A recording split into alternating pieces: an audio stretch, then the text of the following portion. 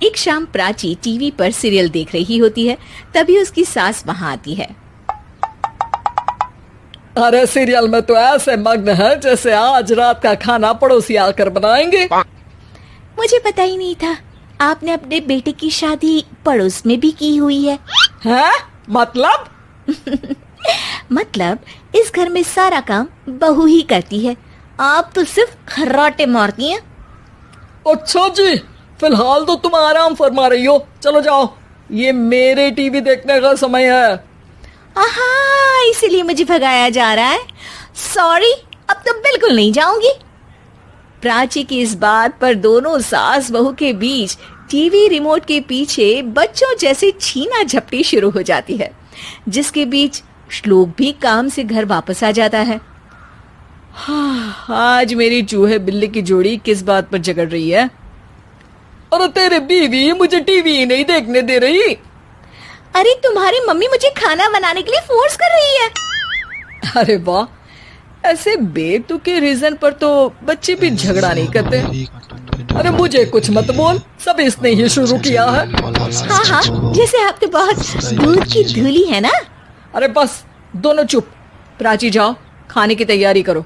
और माँ तुम छोड़ो, तुम्हें क्या बोलूं, शांति से अपना सीरियल देखो, मुझे दोबारा लड़ने की आवाज सुनाई नहीं देनी चाहिए। ऐसा बोलकर श्लोक वहां से चला जाता है, जिसके पीछे पीछे प्राची भी कुछ न कुछ बड़बड़ाते हुए रसोई में चली जाती है। हाँ हाँ, सासू जी को तो कुछ बोलेंगे ही नहीं, बस मुझ पर ही हुक्म चलता है, खाना बनाओ, जैसे मैं इनके घर में खाना बनाने के लिए आई हूँ। इसी तरह शाम बीतती है और रात को श्लोक और प्राची की सास खाना खाकर सोने चले जाते हैं, लेकिन प्राची गुस्से में कुछ खाए बिना काम में ही लगी रहती है। इस घर में किसी को घंटा फिक्र नहीं पड़ता, मैं खाऊं या भूखी रहूं। प्राची कुछ देर के लिए रसोई से बाहर जाती है और जैसे ही वापस आती है तो वहां दूध का भरा ग्लास देखकर हैरान रह जाती है। फिक्र पूरी है, बस दिखाना नहीं है।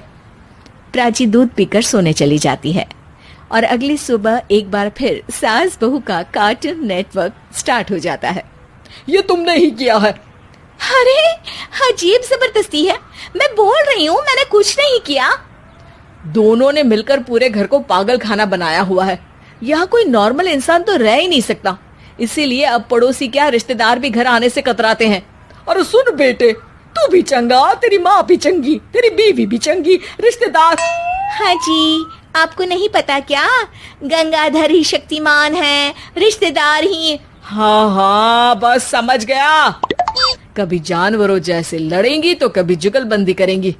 भाई मैं आप दोनों के बीच में नहीं फंसना चाहता। सास बहू की इस मन मौजी जोड़ी से परेशान होकर श्लोक अपना सिर खुजलाता वहां से चला जाता है। सब्सक्राइब कीजिए। चलो अब मैं भी कीर्तन में जा रही हूँ। इस पर जैसे ही सास कमरे में अपना पर्स लेने जाती है तो वहां नाश्ते की प्लेट रखी देख मुस्कुराने लगती है और नाश्ता करके घर से बाहर निकलते हुए कुछ पैसे टेबल पर रख जाती है, जिसके कुछ देर बाद सिलेंडर वाला घर आता है। ओ मोरी मैया, मैं सिलेंडर के बारे में तो बिल्कुल भूल ही गई थी। घर खर्च के सारे पैसे भी मम्मी के पास है और श्लोक से बोला तो उल्टा 4 बात सुनाएंगे। प्राची ये सोच ही रही होती है कि अचानक उसका चेहरा चमक उठता है और वो घर में आकर इधर उधर देखने लगती है। तभी उसकी नजर टेबल पर रखे पैसों पर पड़ती है, जिन्हें वो सिलेंडर वाले को दे देती है। ये सब श्लोक देख लेता है।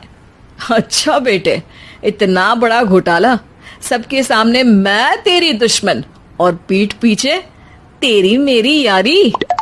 इस पर श्लोक एक प्लान बनाता है और शाम को सब एक साथ बैठे होने पर बोलने लगता है। माँ, तुम दोनों की बहुत लड़ाई होती है, इसलिए मैं सोच रहा हूँ कि प्राची को उसके घर छोड़ाऊं, इससे वो भी खुश रहेगी और तुम भी। अचानक श्लोक की ये बात सुनकर सास बहू शौक से उसकी तरफ देखती हैं।